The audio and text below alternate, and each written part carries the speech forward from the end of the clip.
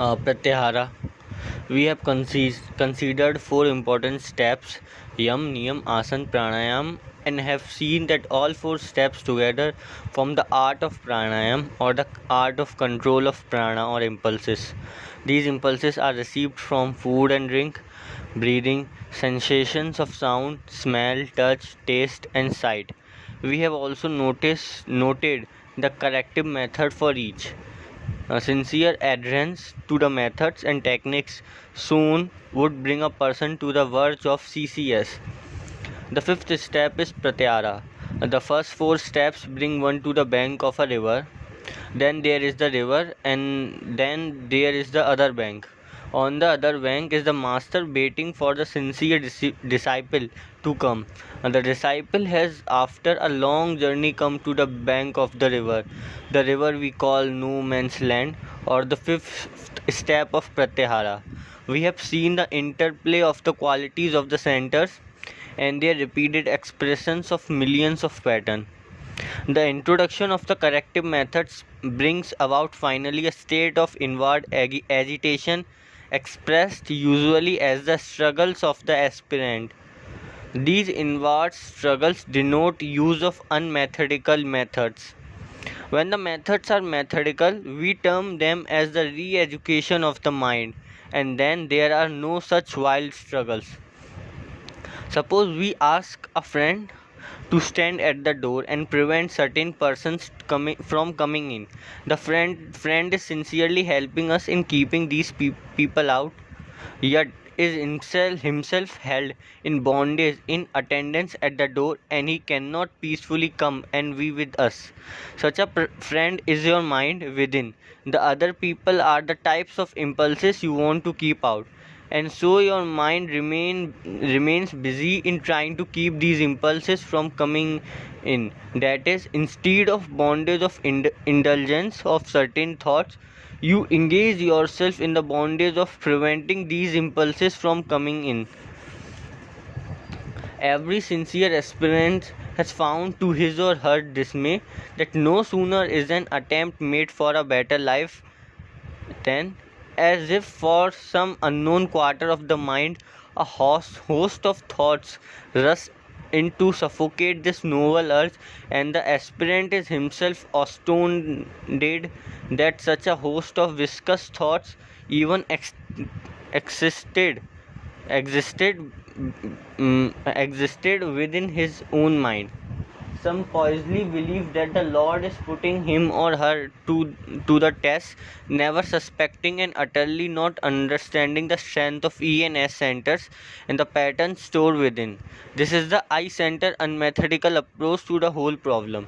Taking refuge in repeating a mantra or holy name, or visualizing a holy face on which we have absolute faith, may not always help us in carrying out our daily life, for our mind can seldom properly dwell upon both subjects simultaneously.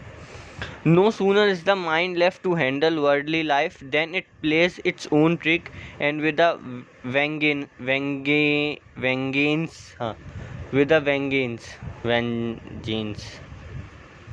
You know. So by putting into operation volume 1 of the book, one is able to put into operation Yam, Niyam, Asan and Pranayam. After speaking all the four steps together, constitute pranayam, or the art of controlling all incoming impulses. Sincere practice will bring one to the verge of that CCS which forms one bank of the river. Just as a river has two banks, so the flowing river of life also has two banks. One side of the bank is the life of the aspirant. One side of the bank is the life of the aspirant below and up to the CCS, and on the other bank is the higher, more free, spiritual and Zen yoga stage, or the goal or purpose of life and birth. Crossing the river is essential in order to go over to its other side. Whilst on the river, we can choose the spot on the other side where we plan to land. For the higher spiritual stage, we must cross over and actually and factually land on the other bank. This river of the life is normally a very turbulent river. Crossing from one bank to another, one would need a good boat and a skillful boatsman. We do not normally carry a boat on our head in expectation of having to cross a river, but on coming to the river, we search for a boatsman with a boat. We neither search for nor find a boatsman before coming to the river. The boatsman is your guide, and the boat is his way of taking you to the other bank. Your arrival at the bank of the river is your preparation to be ready. That is arriving up to the words of that CCS. In other words, you are then becoming ready for the master to appear. Normally, we pay a boatsman for taking us across. What we pay in our case is our sincere adherence to his methods, regularly day in and day out.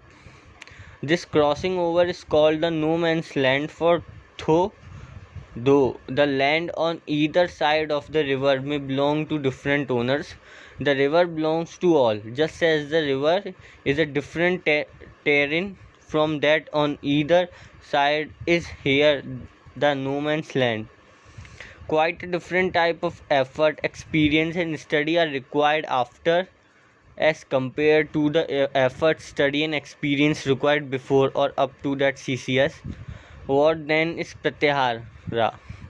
It is normally called the preparation to concentration, the process of collecting the parts of the mind and restraining them from going out to external objects.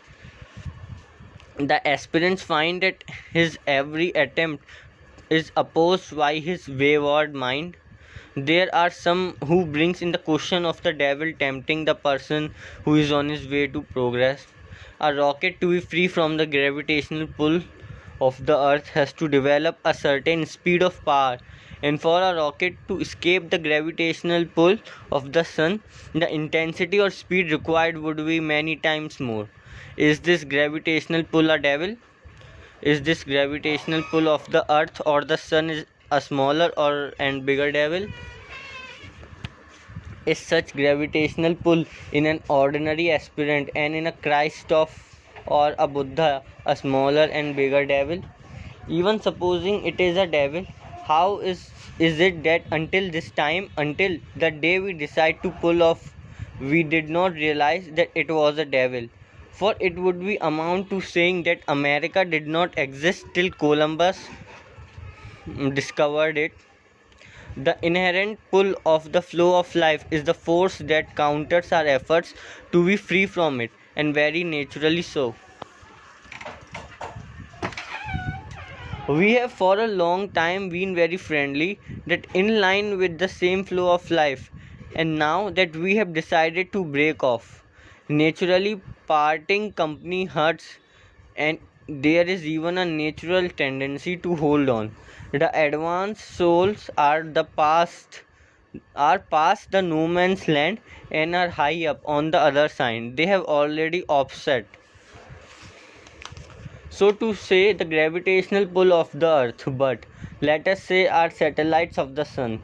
They again realize that their new bondage and now seek release from that.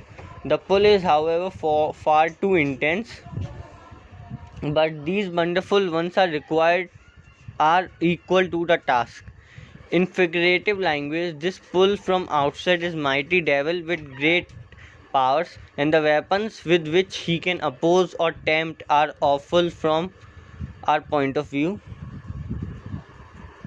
The no man's land of Pratyahara is the state where an aspirant has to add 2 plus Zen Yoga unit to the 2 already accumulated. Pratyahara is therefore a stage sufficiently long for the sincere aspirant to continue with the method shown in volume 1, so that rhythmic 3-step breathing is perfected. The decode thought rate keeps on diminishing till it reaches 100 plus beats for decoding one coded impulse. The ground is now prepared for the next and very important stage of dharana, dhyana and samadhi, that is the proper use of brain and mind portion number 2 which is still to be developed. This is done, of course, under the guidance of a teacher, which the aspirant will automatically find when coming up the verge of that CCS. This stage is equivalent of the higher grades or initiation given by competent master, or still better by a Mahavatar. At this stage, that is stage of Pratyahara, occurs a twofold change. First, the still higher stage of concentration is reached, the stage when for a duration of one thought pulse beats, one single coded impulse is decoded, studied and held exclusively. This means that the energy normally wasted in decoding 12,000 thoughts is preserved, and the intensity of that one decoding resultant is multiplied by 12,000. This makes it possible to hold intense plus resultant intensity for 1000 plus beats. This charges the whole body, and the most important reaction resulting from such intense charging is the separating of the cellular, molecular and the molecular body, that is the physical or pure cellular body with its function, from the molecular cellular body. Second, the intensity is high enough to break away from the inherent pull of the flow of life. To reach this stage and be able to separate these bodies and to be able to function in them separately is therefore important, and the only task at this stage of Pratyahara. For this very important stage, a master appears to guide the sincere aspirant. If he has regularly practiced all that has been shown in volume 1, take this thought for serious thinking. What is the supreme truth?